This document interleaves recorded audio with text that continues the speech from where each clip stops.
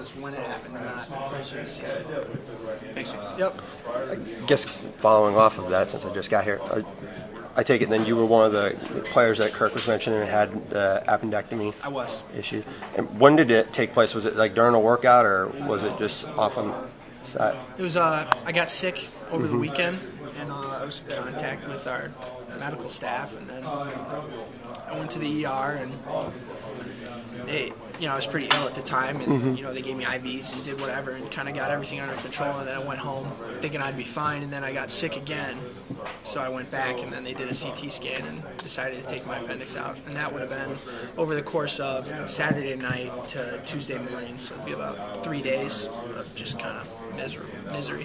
Where was the pain? Was it on just strictly your right side? Is that like they say? I mean, I was sick, very sick, like nauseous. So I just had general pain, discomfort, sort of all through my torso. So, but then they suspected, obviously, that it's from appendix. So have they then told you to stay out of, or I guess how long have they said that you should probably just stay away from doing workouts and just kind of allow your body to rest and recover before you get back in? I'm not a doctor. I'll just kind of parrot what I've heard to you guys, but generally I think for the general population, right, it'd be they say 4 weeks, you're back to normal. But obviously for an athlete, the recovery is different. It might be faster. The big issue is, they put holes in your abdominal wall, so how quickly are you going to heal? I think my plan is, 2 weeks, and then you can start doing some light working out again, and then, from that point, it's just how you feel, but I fully expect to be back, at some point, hopefully early on during camp, and fully expect to be 100% by the first kickoff. So, this is actually, it's a pretty standard thing. Athletes come back from it all the time, so it shouldn't be an issue. So if it's not the first day of fall camp, you think it would maybe be later that week or the following week is ideally what you would like to do? It'd be impossible to say that definitively. My goal would be to come back as soon as possible, and just with the map that they've kind of given me, that would be early part, mid part of camp. When did you get it removed? Tuesday. So you got sick, real sick? Is that? Yeah, I was really sick before. Was that?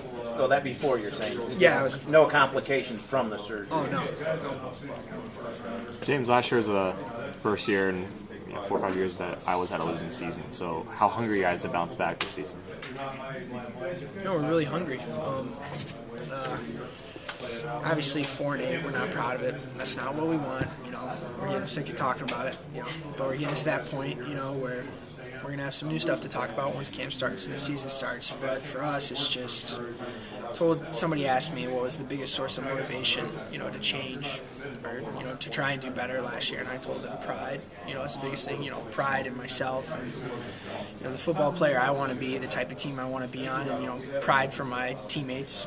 Pride for my team and my university, and just being proud of what we've done in the past. And I don't think that 4-8 is a great reflection of myself or the university, and I want to change it. And why? Because I'm proud. I'm proud of myself and where I go to school. So what's your thoughts on Sports Illustrated ranking of your head coach?